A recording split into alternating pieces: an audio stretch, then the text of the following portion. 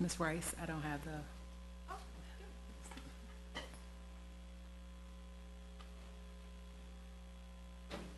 Oh.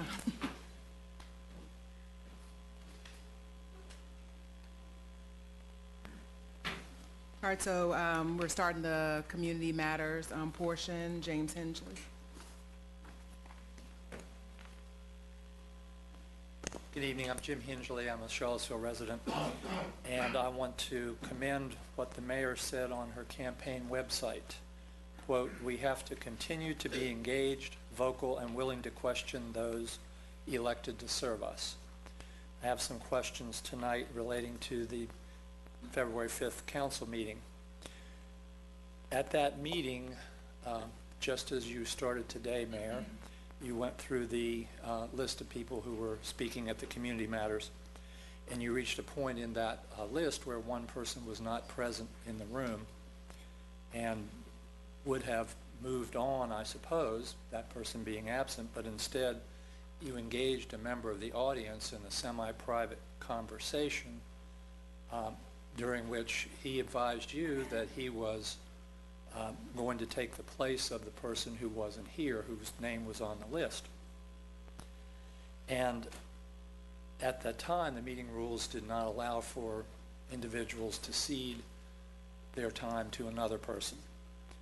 Certainly the meeting rules in effect at that time wouldn't allow the ceding of someone's time when that person wasn't here, so the ceding of the time occurred by proxy. That was outside the rules.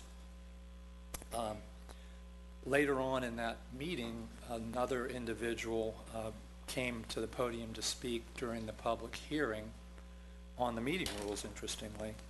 And when he came to speak on that, at that public hearing, his comments were not germane to the public hearing itself. Nonetheless, he was allowed to give his comments, and at the end of his comments, at the end of the 3-minute period, he extended his comments for more than a minute. This was not a case of somebody winding up a thought and just concluding. This was really a major violation of the rules that you've established for 3 minutes as the speaking limit. So these are 2 instances that happened in that meeting.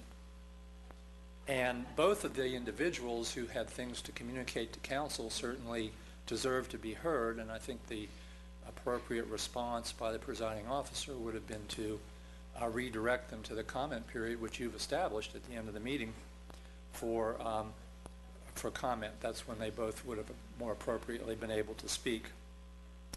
So instead of that, what happened is that the mayor extended special privilege to 2 individuals to speak in ways that were out of order for council's meeting rules and procedures. We don't know why this happened because there was no transparency or explanation given. Thank you.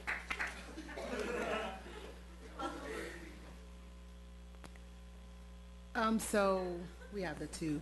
Yeah, so thank you for your input. Actually, the second case that you are referencing, I don't remember.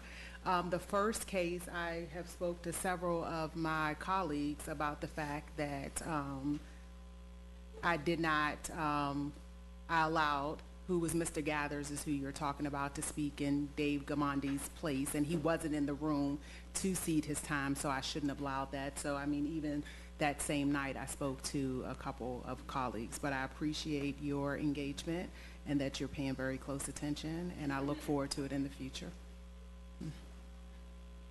All right, Ms. Mary Carey.